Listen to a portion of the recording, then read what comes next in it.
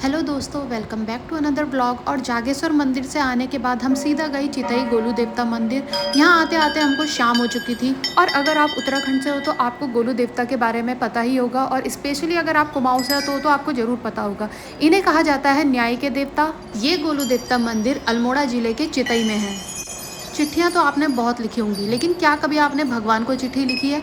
इस मंदिर में आप देख सकते हैं बहुत ही ज़्यादा चारों तरफ चिट्ठियाँ ही चिट्ठियाँ बंधी हुई हैं, क्योंकि इन्हें कहा जाता है न्याय के देवता।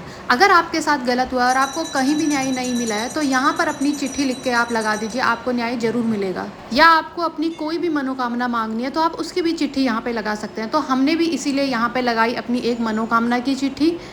और जब आपकी मनोकामना पूरी हो जाए तो आप यहाँ पर वापस से आकर ग्रेटिट्यूड के लिए एक घंटी बांध सकते हैं। तो गोलू देवता में अपनी मनोकामना की चिट्ठी बांधने के बाद, अच्छे से दर्शन करने के बाद, हम निकल गए कसार देवी मंदिर के लिए।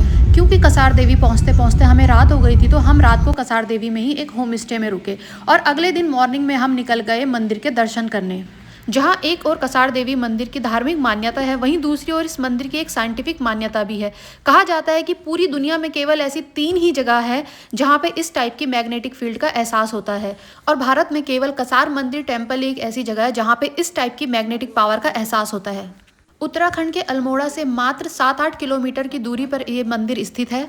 यहाँ पर नासा के वैज्ञानिकों ने भी शोध किया है और इस बात की पुष्टि की है कि यहाँ पर धरती के अंदर वैन एलन बेल्ट है, जो कि एक स्ट्रॉन्ग इलेक्ट्रोमैग्नेटिक फील्ड है, जिस वजह से यहाँ पे आने वाले सभी लोगों को एक अलग ही टाइप की शांति, सुकून और एक अलग ही टाइप की पॉजिटिविटी का एहसास होता है। 1890 में स्वामी विवेकानंद जी भी यहाँ पर आए थे और यहाँ एक गुफा में उन्होंने साधना की थी, और उस साधना के बाद उन्हें उच्च कोटि की आध्यात्मिक अनुभूति हुई थी। आज भी यहाँ पे कई श्रद्धालु दर्शन करने आते हैं और स्पेशली मेडिटेशन करने आते हैं, ताकि उनको आजकल की भागती दौड़ती ज़िंदगी में शांति, सुकून और पॉजिटिव एनर्जी फील हो सके। हमारे धार्मिक ग्रंथों में ऐसी मान्यता है कि यहीं पर माँ दुर्गा ने शुंभ निशुंभ राक्षसों का वध करने के लिए माँ कात्यायनी के रूप में अवतार लिया था।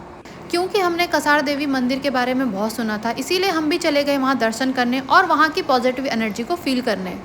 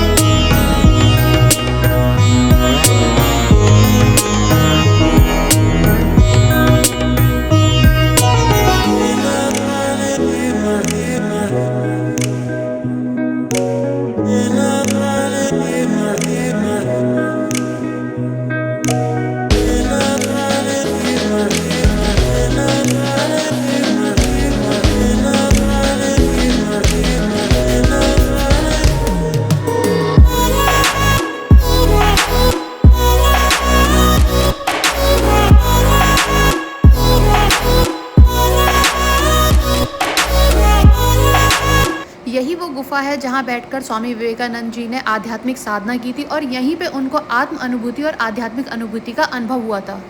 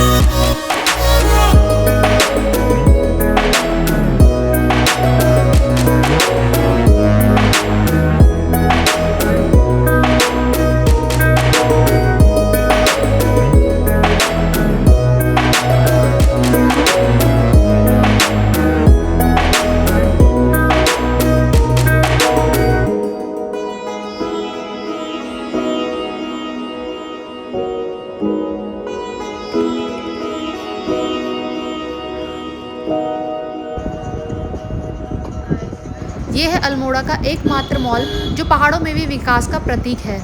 अल्मोड़ा एक और चीज़ के लिए बहुत फेमस है, वो है यहाँ की बाल मिठाई। इसीलिए हम लेने चले गए यहाँ की फेमस शॉप से यहाँ की बाल मिठाई और सिंगोरी मिठाई।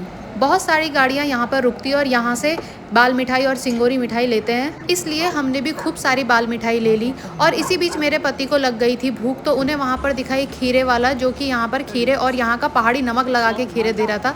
तो इन्होंने खीरे खाए और हम सबको भी खिलाए, और इस बीच हमारी मिठाइयाँ भी पैक हो चुकी थी। इसके बाद निकल गए हम नीम करोली बाबा के लिए, लेकिन रास्ते में देखा तो बहुत ही लंबा जाम लगा था, क्योंकि यहाँ पर थोड़ा सा पहाड़ टूटा था।